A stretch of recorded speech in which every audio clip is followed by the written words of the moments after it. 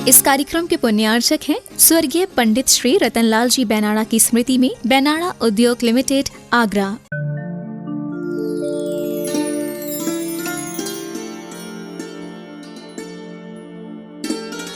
कि एक ही पात्र के भीतर आचार्य भगवान ने भिन्न भिन्न पात्र कैसे घटित किए। यानी हर एक व्यक्ति के जीवन में जब प्रतिकूलता आती तो एक पात्र बन जाती है, करुणा का भाव आ जाता तो वो एक पात्र की भूमिका अदा करता है। ऐसे ही तो वो कह रही है, मैं क्षमा चाहती हूं तुमसे, तुम्हारी कामना पूरी नहीं हो सकी, हे भोक्ता पुरुष। इससे इस लेखनी का गला भी भर आता है, माँ का समर्थन करता हुआ। अगला पृष्ठ 151। कभी किसी दशा पर इसकी आँखों में करुणाई छलक आती है और कभी किसी दशा पर इसकी आँखों में अरुणाई झलक आती है। क्या करूं विश्व की विचित्रता पर रोऊं,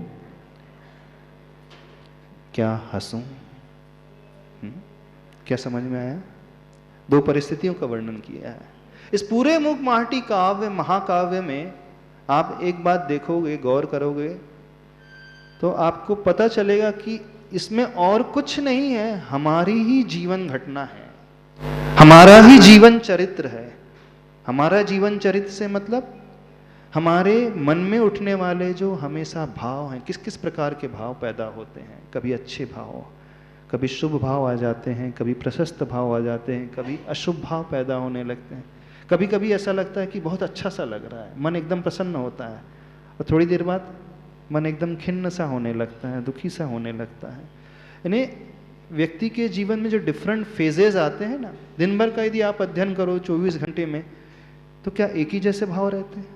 नहीं, भाव बदलते रहते हैं, वो अप एंड डाउन चलते रहता है। विशुद्धि भी कई बार बढ़ती है तो कई बार संक्लेश का भाव पैदा होने लगता है, कई बार करुणा का भाव पैदा होने लगता है, कई बार और हंसी खुशी का भाव पैदा होने लगता है। तो इस पूरे मूक माहटी महाकाव्य में आचार्य भगवान ने हमारे भावों की मनोदशा का वर्णन बहुत सुंदर तरीके से किया है कि मन में कैसे कैसे भाव व्यक्ति के मन में पैदा होते रहते हैं, और उस समय जब जब भाव अदरवाइज पैदा होने लगे, नेगेटिव पैदा होने लगे, तो कैसे हम उसे टैकल करें, कैसे हैंडल करें। बहुत अच्छा समाधान भी आचार्य भगवान ने इस मूक माटी महाकाव्य में दिया है। तो इन पंक्तियों को देखना, कभी किसी दशा पर इसकी आंखों में करुणाई छलक आती है, यानी करुणा का भाव, अनुकंपा का भाव, दया का भाव, और कभी किसी दशा पर इसकी आंखों में अरुणाई झलक आती है। अरुणाई का मतलब प्रसन्नता का, आनंद का भाव। क्या करूं विश्व की विचित्रता पर रोऊं, क्या हंसूं। संसार की इस दशा को देख करके मैं रोऊं अथवा हंसूं। बिलकती इस लेखनी को विश्व लखता तो है, इसे भरसक परखता भी है, ईश्वर पर विश्वास भी रखता है और ईश्वर का इस पर गहरा असर भी है, पर इतनी ही कसर है कि वह असर सर तक ही रहा है, अन्यथा सर के बल पर क्यों चल रहा है आज का मानव। बहुत गहरी पंक्तियां हैं, समझ में आ रही पंक्ति? नहीं समझ में आ रही? फिर से पढ़ लेते हैं।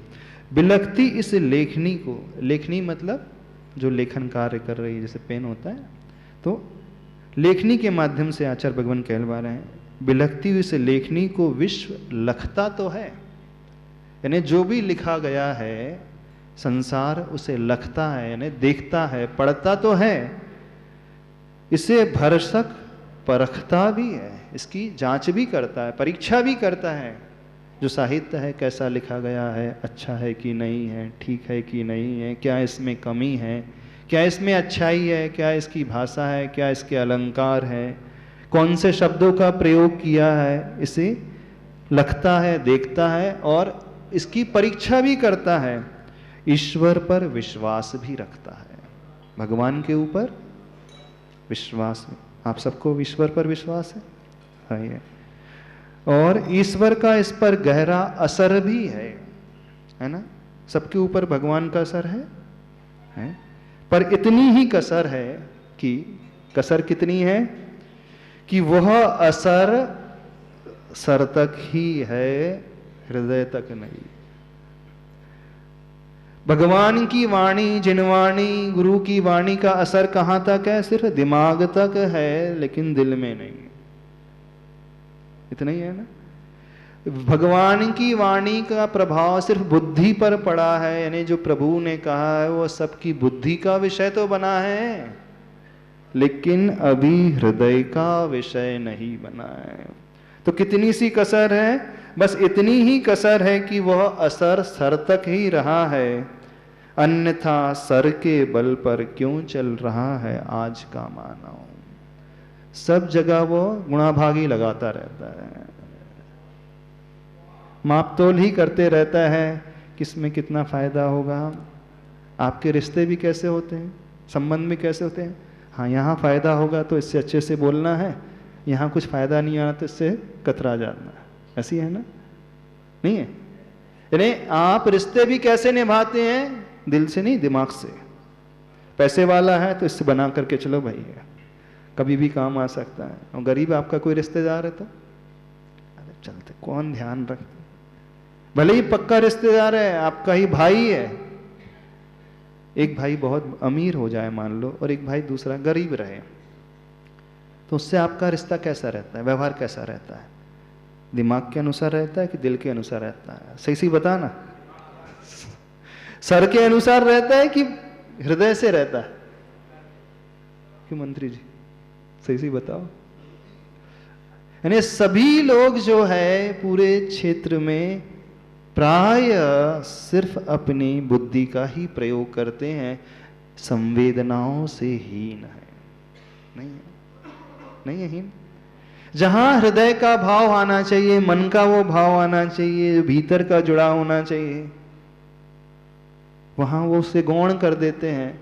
अपना नफा नुकसान सोच करके ही आप रिश्ते नाते निभाते हो कि नहीं निभाते हैं? 3 भाई हैं मान लीजिए, एक भाई बहुत अमीर है, दूसरा मीडियम है और तीसरा एकदम डाउन है, तो बीच वाला किससे अच्छे संबंध रखेगा? जबकि आवश्यकता छोटे वाले से ज्यादा अच्छे रखने की है, उसे संभालने की आवश्यकता है, उसको सपोर्ट करने की आवश्यकता है, लेकिन उससे तो वो निग्लेक्ट कर देता, उपेक्षित कर देता। तो यही बात कह रहे हैं आचार्य भगवान, सर के बल पर क्यों चल रहा है आज का मानव।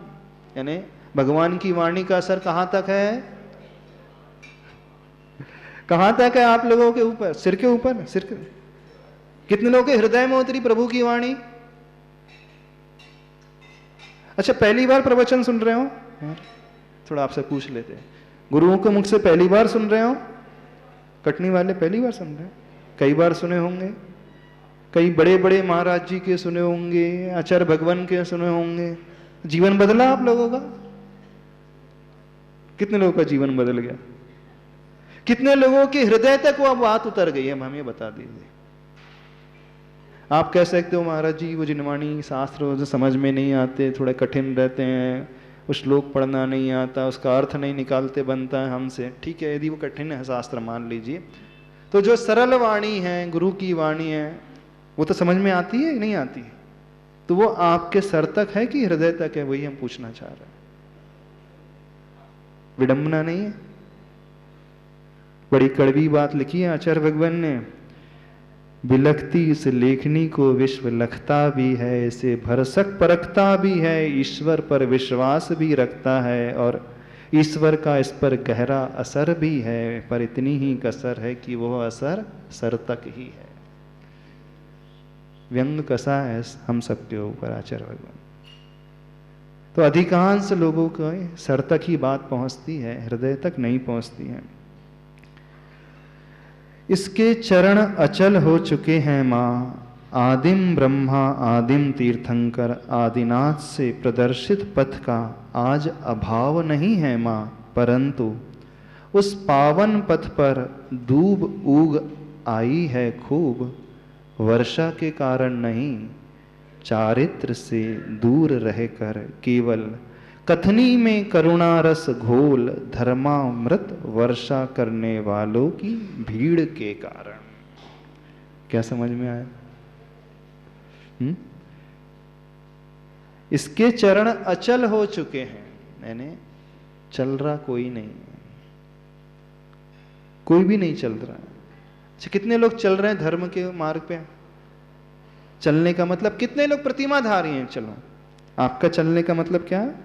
कितने लोग यहाँ पर प्रतिमाधारी श्रावक हैं इतनी बड़ी समाज में? फिर 1-2 महिलाओं के हाथ, 3 महिलाओं के हाथ खड़े हैं, 2 बस। चलने वाले गिन लो आप लोग कितने हैं इतनी बड़ी समाज में? 8-10। बाकी सुनने वाले हैं। कल परसों एक व्यक्ति आया था, कहाँ है वो? दीपू नजर नहीं आ रहा, कहाँ है? बुलाना उसको थोड़ा सा। उसने एक बहुत अच्छी वाली बात बोली कुछ सदस्यों को लेकर, महाराज जी करैया तो यहाँ पर 1-2 ही रहते हैं। पहली बार हमें शब्द सुनना करैया। मैंने करैया का क्या मतलब? बोले जो आप बोलते हो उसको करने वाले तो 2-4 ही रहेंगे, बाकी कौन है? सुनैया। उसने एक वर्ड प्रयोग किया, करैया। करैया का अर्थ, तो कटनी में करैया कितने? अब उसने सच्चाई बखान कर दी। ऐसा ही है ना? नहीं, करने वाले कितने हैं? गिनती के लोग हैं। आचार्य भगवान लिख रहे हैं, इसके चरण अचल हो चुके हैं मां, यानी रुक गए हैं आचरण के क्षेत्र में। आदिम ब्रह्मा आदिम तीर्थंकर आदिनाथ से प्रदर्शित पथ का आज अभाव नहीं है, यानी जो मार्ग आदिनाथ भगवान ने सबके लिए दिखाया है उसका अभाव नहीं है, परंतु क्या है? किंतु उस पावन पथ पर दूब उग आई है खूब। दूब का मतलब घास। जिस मार्ग में चलना फिरना बंद हो जाता है तो वहां घास फूस उगा जाती है। तो बोले दूब उग आई है खूब, वर्षा के कारण नहीं, चारित्र से दूर रहकर केवल कथनी में करुणा रस घोल, धर्मामृत वर्षा करने वालों की भीड़ के कारण। यानी कोई व्यक्ति चरित्र ग्रहण नहीं कर रहा है लेकिन प्रवचन तो बहुत लच्छेदार भाषा में करता है, लच्छेदार शब्दों में करता है। तो बोले घास फूस क्यों उगाई है? वर्षा के कारण नहीं, लेकिन धर्मामृत की वर्षा करने वाले ऐसे जो लोग हैं उनकी भीड़ के कारण। यानी वो बोलना तो बहुत अच्छे से जानते हैं, प्रवचन करना तो बहुत अच्छे से जानते हैं, लेकिन आचरण के क्षेत्र में। और आप लोग क्या हो? हाँ, आप लोग कह रहे हैं जो बोलते हैं प्रवचनकार है वो तो 0 हैं, और जो सुनने वाले वो उससे भी बड़े 0। अच्छा, 0 में भी डिफरेंस होता है। चलो एक बहुत अच्छा क्वेश्चन पूछ लेते हैं। 1 - 1 इज इक्वल टू, 1 में से 1 गया तो कितना बचेगा? 100 में से 100 गया तो कितना बचेगा? 10,000 में से 10,000 गए तो कितने बचेंगे? 10 लाख में से 10 लाख बचेंगे, गए तो कितने बचेंगे? अब 4 जीरो हो गए, तो पहला जीरो छोटा जीरो, 10 लाख वाला बड़ा जीरो। नहीं पूछ रहे हैं, 1 में से 1 गए तो छोटा जीरो, 100 में से 100 तो थोड़ा सा बड़ा जीरो, 10,000 में से 10,000 तो और बड़ा जीरो, और 10 लाख में से 10 लाख गए तो और बड़ा जीरो। कि सारे जीरो एक जैसे? सारे एक जैसे। छोटा व्यक्ति मरेगा तो उसकी राख थोड़ी सी रहेगी, मीडियम क्लास का मरेगा तो उसकी जो शून्य वाली राख थोड़ी बड़ी रहेगी, और अरबपति करोड़पति मरेगा तो उसकी राख ज्यादा रहेगी, बड़ी राख। चिता जलने के बाद करोड़पति की ज्यादा कीमती होती सुधीर जी, और मीडियम क्लास की चिता जलने के बाद राख सस्ती होती है, और एक फुटपाथ पे रहने वाला व्यक्ति मरेगा उसकी राख और सस्ती होती। राख में तो अंतर रहता होगा कि नहीं? नहीं रहता। क्यों नहीं रहता अंतर? किसी भी संख्या में से, चाहे वो लाख में से लाख घटाओ तो वो शून्य ही आएगा, 1 में से 1 घटाओ भी शून्य ही आएगा। ऐसे ही चाहे वो अमीर व्यक्ति की राख हो, गरीब की हो, मध्यम वर्ग की, राख तो सबकी एक जैसी ही होती है, सबकी गति तो एक ही जैसी होने वाली है मरने के बाद। ये कह रहे हैं, ये मत समझना कि वो व्यक्ति आज वर्तमान में बहुत खा पी रहा है, ऐशो आराम में जी रहा है, करोड़पति अरबपति है, तो वो ये समझे कि नहीं मेरे जीवन में कुछ भी नहीं है, मैं फर्स्ट क्लास है। मरने के बाद सबको शून्य में विलीन होना पड़ता है, और शून्य सब एक ही जैसे हो, चाहे लाख का शून्य हो अथवा सिंगल डिजिट में से सिंगल डिजिट घटाओ तो वो शून्य हो, चाहे गरीब की राख हो चाहे अमीर की राख हो, सबकी राख एक जैसी होती है। समझ में आ रहा है कि नहीं? क्या समझ में आ रहा है? जो बड़े लोग बैठे हैं उन्हें से हम पूछ रहे हैं, क्या समझ में आ रहा है? आचरण के क्षेत्र में कदम बढ़ाना है कि नहीं बढ़ाना है? चरित्र के क्षेत्र में बढ़ाना है नहीं बढ़ाना है? किसे सुनते रहना है? और छोटे लोगों से भी कहना है, छोटे लोग ये ना समझे कि हम तो छोटे हैं, बिल्कुल नहीं। तो आचार्य भगवान क्या कह रहे हैं? घास फूस उगाइए उस रास्ते पर, वर्षा के कारण नहीं अपितु केवल कथनी में करुणा रस घोल धर्मामृत वर्षा करने वालों की भीड़ के कारण। भीड़ तो बहुत है, लेकिन सिर्फ बोलने वालों की और सुनने वालों की। करैया की तो भीड़ है ही नहीं, नहीं। ऐसा ही जीवन बीत रहा है। चलो आगे चलते हैं। आज पथ दिखाने वालों को पथ दिख नहीं रहा है माँ, कारण विदित ही है। जो पथ दिखा रहा है अथवा जिसे पथ दिखाया जा रहा है, वह स्वयं पथ पर चलना चाहता नहीं, औरों को चलाना चाहता है। और इन चालाक चालकों की संख्या अनगिन है। कितनी? गिनती नहीं है। ऐसे चालाक चालकों की संख्या की कमी नहीं है, बहुत अनगिन है। ऐसे पंडित बहुत सारे देखे होंगे ना आप लोगों ने? पंडित जी भटा खाए दूसरे को। ऐसे पंडित कैसे होते? अच्छे होते। तो क्या करना चाहिए उनको? पंडित जी को चरित्र के क्षेत्र में कदम बढ़ाना चाहिए। अच्छा, हर माँ अपने बच्चे को क्या समझाती है? अब थोड़ा सा माँ के ऊपर ले लेते हैं। अच्छे से रहना, अपशब्दों का प्रयोग नहीं करना, गाली नहीं देना, गलत कार्य नहीं करना। कषाय क्या बोलती? नहीं, कषाय के बारे में नहीं बोलते हमारे। बच्चों से क्या अपेक्षा रखते हो? कि वो सही दिशा में चले, गलत काम ना करें। तो बच्चों के माता पिता से पूछते हैं, क्या आपने अपना जीवन सुधारा? 100%, 100? फिर किस मुख से अपने बच्चों से आप लोग बोलते हो? किस मुख से आप अपने बच्चों से अपेक्षा रखते हो कि वो अच्छा आचरण करें? यदि आप अपेक्षा रखते हो अपने बच्चों से वो अच्छे रास्ते पे चले, तो स्वयं सर्वप्रथम अच्छे रास्ते को अपनाना होगा।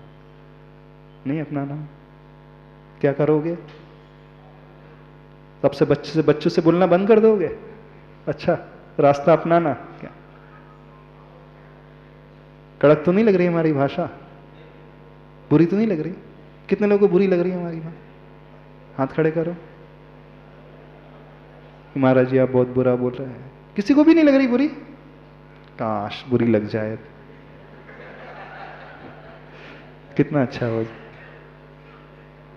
आपको टीस लगे तो सही एक बार, आपका दिल कचोटे तो एक बार सही, आपके दिल में भाव पैदा तो हो। देखो कैसा हमारा जीवन है, हमने कितने सारों को न जाने आज तक समझाया है, लेकिन स्वयं नहीं समझा। ऐसे ही है क्यों अध्यक्ष महोदय? क्या हाल है? सबसे कह रहे हैं, छोटू बड़े सबसे कह रहे हैं। तो आचरण करने वालों की संख्या गिनती में है और बोल वचन वालों की संख्या अनगिन है। बोल वचन मतलब दूसरों को समझाने वालों की। हर एक व्यक्ति दूसरों को समझाने में बहुत बड़ा विद्वान हो जाता है? नहीं हो जाता। हर व्यक्ति पंडित बन जाता है दूसरों को रास्ता दिखाने में, रास्ते चलाने के लिए, निर्देश करने के लिए। लेकिन स्वयं को जब चलाना होता है तो क्या हो जाता है? अपनी सारी शिक्षा वो स्वयं भूल जाता है, नहीं भूल जाता। तो सारा ज्ञान किसके लिए है? तो आप जो सुन रहे हो किसके लिए? मूक माटी महाकाव्य किसके लिए? अभी बोल रहे दूसरों के प्रवचन सुन रहे हो किसके लिए? कितने लोग उतारेंगे? जीवन में उतारोगे कि जीवन से उतार दोगे? दो चीजें होती है, एक तो जीवन में उतारना और दूसरी होती है जीवन से ही उतार देना। तो यहाँ क्लास के बाद सब लोग नीचे जाएंगे और अपने कपड़े फटकारेंगे, जैसे उठते हो ना, धूल उल लग जाती तो निकाल देते, ऐसे ही महाराज जी की बातों को देखो, मंदिर की बातें हैं, सब मंदिर में छोड़ करके जाना चाहिए, नहीं तो निर्माल्य का दोष लग जाएगा। ऐसा तो नहीं सोचोगे? देखो महाराज जी की वाणी को यदि हम धारण कर लेंगे तो देवगुरु शास्त्र की कुछ भी वस्तु को नहीं रखना चाहिए ना, यदि रख ले तो क्या हो जाता है? निर्माल्य का दोष। इस कारण महाराज जी हमने आप ही लोगों से सुना है, हम बिल्कुल निर्माल्य के दोष को अपने अपने जीवन में नहीं अपनाएंगे, आपकी सारी शिक्षा को आपके पास ही छोड़ करके जाएंगे। ऐसे ही आचार्य भगवान के सारे उपदेश को, मुख माटी महाकाव्य को कहां छोड़ करके जाओगे? यहीं पर लेकर के जाओगे साथ में। दोस्त तो नहीं लगेगा निर्माल्य का? पूछ रहे हैं आप लोगों से, ऐसी धारणा तो नहीं है? निर्माल्य अलग चीज है, उपदेश तो भगवान का है, प्रभु का है, आचार्य भगवान का है, और वह तो जीवन को ऊपर उठाने के लिए है। समझ रहे हो कि नहीं? क्या समझ में आ रहा है? क्योंकि चालाक चालकों की संख्या अनगिन है, सब चालाक हैं, बड़े हैं। चलो आगे चलें। क्या करूं जो कुछ घट रहा है, लिखती हूं उसे, उसका रस चखती हूं, फिर बिलखती हूं, लिखती हूं माँ लेखनी जो रही। आचार्य भगवान लिख रहे हैं लेखनी के माध्यम से। ये बात और कोई नहीं कह रहा हमसे। कौन कह रहे हैं? आचार्य परमेष्ठी कह रहे हैं।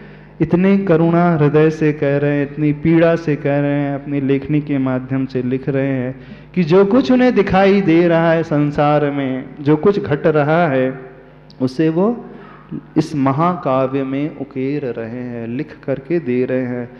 फिर भी हम हैं कि समझते ही नहीं समझते। आचार्य भगवान की वाणी को तो ऐसा फेंक देते हैं उतार करके जैसे धूल मिट्टी हो।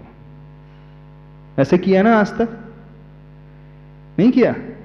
कैसी फेंकी वाणी को? धूल मिट्टी की भांति ही फेंक दिया, झटकार करके अलग कर दिया। बोले धूल का कण रह ना जाए, और जैसे जाने के बाद कपड़े धो लेते हो ना सर्फ से और चमक जाए, तो बोले हाँ वाणी का प्रभाव बाद में भी नहीं रह जाए और अच्छे से साफ हो जाए, माइंड वॉश हो जाए, ब्रेन वॉश हो जाए। ऐसा तो नहीं है। क्या करना है? थोड़ा सा परिवर्तन आएगा, नहीं आएगा? क्या परिवर्तन आएगा? कुछ नहीं आएगा। क्या परिवर्तन? वही तो हम पूछ रहे। शुद्धि बढ़ेगी। आचरण के क्षेत्र में परिवर्तन आना चाहिए। उसका सीधा सा अर्थ है कि जो जो गलतियां हम करते आ रहे हैं, जो जो अपराध हम करते हैं, जो हमारे भीतर कमियां बैठी हुई हैं, उन कमियों को धीरे धीरे निकाल करके फेंकने की कोशिश करें। जो भी कमियां बैठी हैं, और हर एक के भीतर ढेर सारी कमियां हैं, गिनती नहीं है, इतनी ढेर सारी कमियां बैठी, बुराइयां बैठी हैं, लेकिन न जाने क्यों व्यक्ति उनसे इतना गहरा जुड़ा रहता है। जैसे चमड़ी कोई निकालता है तो दर्द होता है ना, उससे भी ज्यादा दर्द है मन की बात को निकाल करके फेंकने में होता है। ऐसे ही होता है नहीं? आप लोगों का जिनसे वैर है उसकी भावना को निकाल करके फेंक दोगे? नहीं। भाई भाई से वो नहीं बोल रहा हो, उससे वो ऐसा मुख मोड़ करके बैठा रहता है, उस वैर को नहीं निकाल करके फेंक पा रहा है, उस कषाय के भाव को नहीं निकाल करके फेंक पा रहा है, उस अपमान की घटना को नहीं भुला पा रहा है, उस अहम के भाव को निकाल करके अलग नहीं कर पा रहा है। तो बहुत गहरा अर्थ है इन पंक्तियों का, साधारण सा अर्थ नहीं है। इस अर्थ को समझने की कोशिश करें, जीवन में उतारने की कोशिश करें। तो ये मूक माटी काव्य, महाकाव्य एक अद्भुत काव्य है, हम ये कह रहे हैं। यदि कोई व्यक्ति से गहराई से थोड़ा सा भी चिंतन परक पढ़ने की कोशिश करेगा ना, तो निश्चित मान करके चलना, उसका जीवन एकदम बदल जाएगा। उसका स्तर ही कुछ अलग हो जाएगा, उसकी सोच ही कुछ अलग हो जाएगी, अलग ही प्रकार की। उसके परिणाम ही एकदम विशुद्ध होने लगेंगे, निर्मल होने लगेंगे। जो मन में इधर उधर की बुराइयां, कषाय के भाव भरे हुए हैं, वो धीरे धीरे छोड़ता चले जाएगा अपने आप ही। लेकिन न जाने क्यों नहीं छोड़ पाते हैं व्यक्ति, निकाल करके अलग करने की कोशिश ही नहीं करते। कोशिश करना थोड़ी सी। आगे बढ़े इसी 152 पेज में, 152 में। शिल्पी को स्तब्ध देख कर क्या करुणा की पालड़ी भी हल्की पड़ी। इतनी बाल की खाल तो मत निकालो, कहती कहती करुणा रो पड़ी। ज्यादा हम कह तो नहीं रहे, अब हम क्या कह रहे हैं, आचार्य भगवान कह रहे हैं सो हम बता रहे हैं, नहीं तो आप लोगों को चोट लग जाएगी। बोले महाराज जी बहुत कड़वा बोलते हैं आप। बहुत कड़वा बोलते हैं। हम नहीं बोल रहे, गुरुजी बोल रहे हैं। और कड़वा नहीं है, सत्यता है, वास्तविकता है, उसी को वो लिख रहे हैं, उसी का वे कथन कर रहे हैं। फिर भी हम समझ नहीं पा रहे हैं, तो समझने की कोशिश हर एक व्यक्ति को करना है। कठिन तो नहीं लग रही मुखमाटी? समझ में आ रही ना? अपने से जोड़ करके चलना सभी लोग, नहीं तो पड़ोसी से जोड़ने लगोगे। अब ये उपदेश पड़ोसी को सुना, देखो देखो तुम्हारे भीतर कैसी कैसी कसाई भरी हैं, उसे छोड़ नहीं रहे, तुम बैर के भाव नहीं छोड़ रहे, एम के भाव नहीं छोड़ रहे, लड़ाई के भाव नहीं छोड़ रहे। अब एक दूसरे को उपदेश देने बैठ जाओगे, तुम्हारी उससे नहीं बन रही है ना इतने साल से, पड़ोसी देखने कानाफूसी होने लगेगी थोड़ी देर बाद। छोड़ो, महाराज जी कह रहे हैं छोड़ने को, तो एक दूसरे के लिए नहीं कहा जा रहा है, स्वयं के लिए कहा जा रहा है। आगे पेज नंबर 153। इस पर शिल्पी कहता है, रोना करुणा का स्वभाव नहीं है, बिना रोए करुणा का प्रयोग भी संभव नहीं। करुणा का होना और करुणा का करना, इन दोनों में अंतर है, तथापि इतनी अति अच्छी नहीं लगती। करुणा का होना और करुणा का करना, दोनों में बहुत अंतर है। एक व्यक्ति के भीतर अंदर से करुणा अनुकंपा का भाव होता है, और एक व्यक्ति उसे दिखाता है। करने का मतलब और होने का मतलब, एक व्यक्ति के भीतर ये भाव है अंदर से, और एक व्यक्ति उसे प्रदर्शित कर रहा है। दोनों में जमीन आसमान का अंतर है।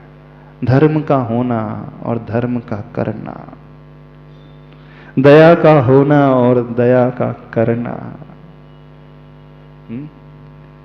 समझ रहे हो? नहीं हो तो आपके भीतर है कि आप करते हो? खरी खरी पूछ लेते। आपके भीतर करुणा, अनुकंपा, दया, धर्म है कि आप करते हो? सिर्फ करते हो, दिखाते हो, दुनिया के सामने लाते हो, प्रदर्शित करते हो? क्या है? कितने लोगों के भीतर है?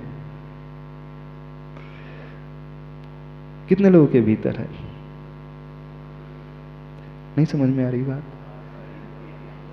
कितने लोग करते हैं? अधिकांश लोग करते ही ऐसा लगता है। अच्छा, 80-20 का रेशो। करने वाले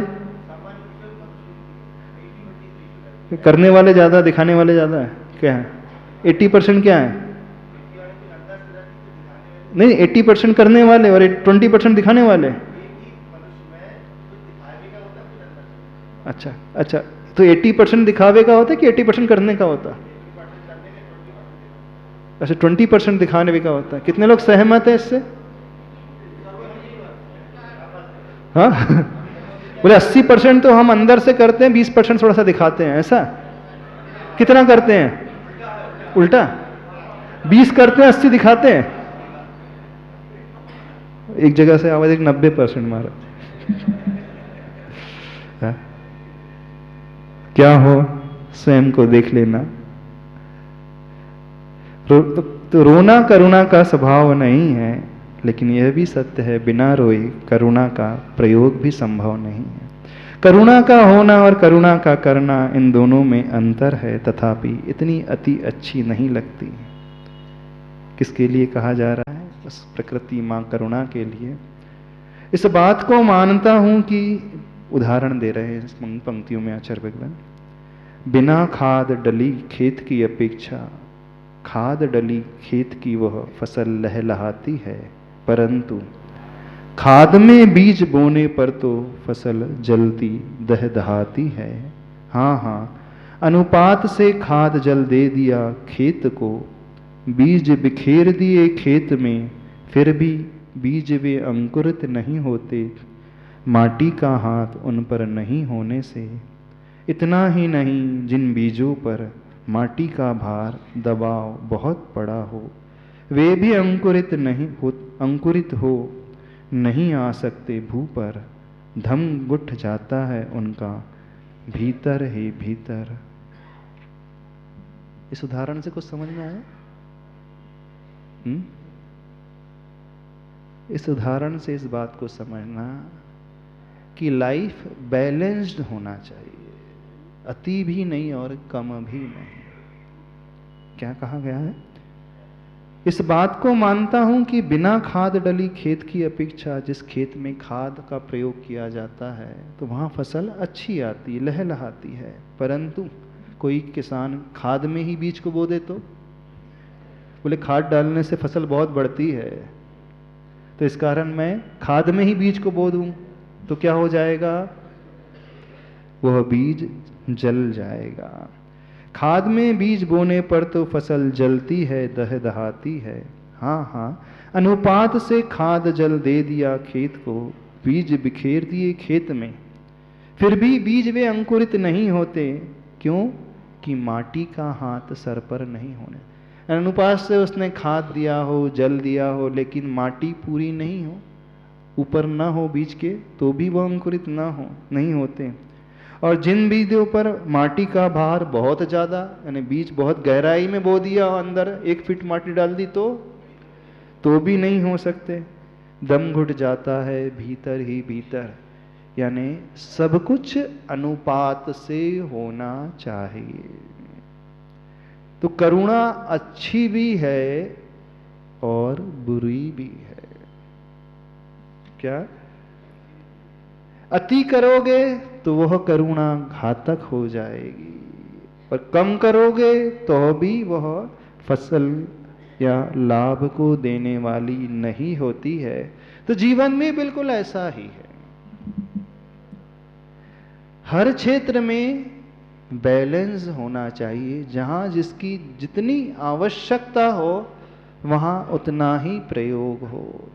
अब करुणा माँ बच्चे पर बहुत ज़्यादा करती है तो क्या होता है? देख लो, बच्चा क्या हो जाता है? सिर पे बैठ जाता है ना, बिगड़ जाता है। बहुत ज़्यादा दया करे माँ, उसकी सारी मांगों को पूर्ति करते रहे, जो जो वो इच्छा करे सब दिलाते रहे, तो क्या होगा? बिगड़ जाएगा। और प्रॉपर तरीके से कुछ भी ना करुणा करे तो भी वो बच्चा सही नहीं हो पाएगा। तो जहां जब जितना आवश्यक है उतना उस क्षेत्र में दिया जाना चाहिए। ऐसे ही धर्म के क्षेत्र में यदि बहुत ज़्यादा करुणा करो, मान लो कोई गरीब है, फुटपाथ पे रहता है, उससे बहुत ज़्यादा करुणा करके हमने खूब खिलाया पिलाया भर दिया, तो क्या इसका दुरुपयोग करने लगता है ना? आपकी आर्थिक मदद का वह दुरुपयोग करने लगा। किसी भिखारी को खूब दे देगा तो वो जाके सिगरेट पीने लगेगा, जुआ खेलने लगेगा, शराब पीने लगेगा। और एकदम से उसे दुत्कार दिया, कोई एकदम गरीब है उसे दुत्कार दिया, तो भी वहां पर वह संभल नहीं पाएगा, और बहुत ज्यादा उसे सपोर्ट दे दिया तो वह अति में बह जाएगा। कुल मिलाकर निष्कर्ष क्या निकला? जहां जितनी आवश्यकता हो उसका प्रयोग उतना होना चाहिए, ना ही अति हो ना ही बहुत कम हो। जब आपस का व्यवहार होता है तो इसे हर क्षेत्र में घटाना है। आपस के व्यवहार में भी किस प्रकार से हम रहें, किस प्रकार से आचरण करें। पेज नंबर 154 समय हो रहा है, इसमें क्या क्या समाप्त कर रहे हैं। करुणा है नहीं है, करुणा की अपनी उपादेयता है, अपनी सीमा, फिर भी करुणा की सही स्थिति समझता है, समझना है। करुणा न ही है यानी त्यागने योग्य है, न ही उपादेय यानी एकदम से बहुत ज्यादा अपनाने योग्य भी नहीं है। तो जिस क्षेत्र में जितनी करुणा होना चाहिए, दया होना चाहिए, किसी को इतना ज्यादा भी सपोर्ट मत दो कि वो अपने पैरों पे खड़ा ही ना हो सके। बैसाखी अच्छी होती है चलने के लिए, ट्राइसिकल बच्चों को दी जाती शुरू बचपन में चलने के लिए, लेकिन जीवन भर वो ट्राइसिकल से चलते रहे तो नहीं, गिर जाएगा। इस कारण 2 पहिए की साइकिल में नहीं सिखाएंगे उसको, गिर जाएगा, क्या होगा? साइकिल सीखने के लिए साइड में 2 सपोर्ट के चक्के लगे रहते हैं, वो जीवन भर वैसे लगा करके चलाते रहे तो कभी कुछ नहीं सीख पाएगा। और शुरुआत में न दिया जाए तो भी गिर जाएगा। तो एक समय तक सपोर्ट की आवश्यकता होती है, उसके पश्चात उसे इंडिपेंडेंट बनाने के लिए सहारा दूर भी कर दिया जाता है, छोड़ भी दिया जाता है, ताकि वह अपने पैरों पर अच्छे से खड़े हो सके। समय आपका हो गया है, आगे 154 पेज नंबर से कल से अच्छे से देखेंगे। इतना ही रखें, समय हो गया ना,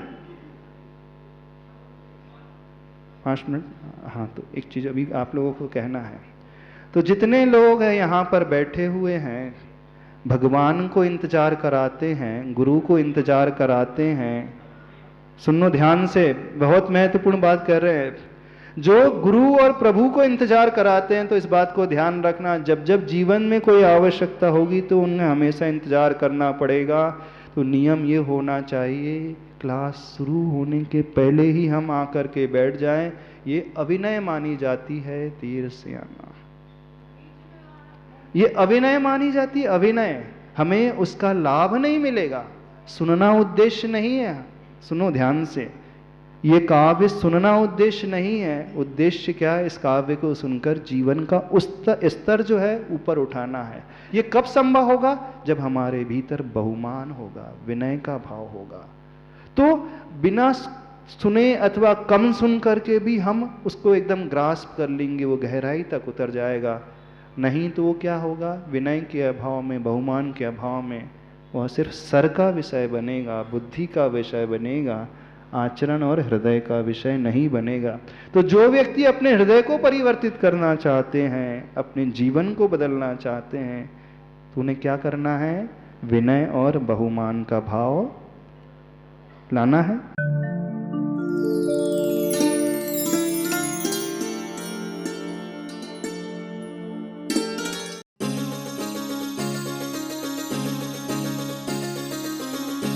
इस कार्यक्रम के पुण्यार्चक थे स्वर्गीय पंडित श्री रतनलाल जी बैनाड़ा की स्मृति में बैनाड़ा उद्योग लिमिटेड, आगरा।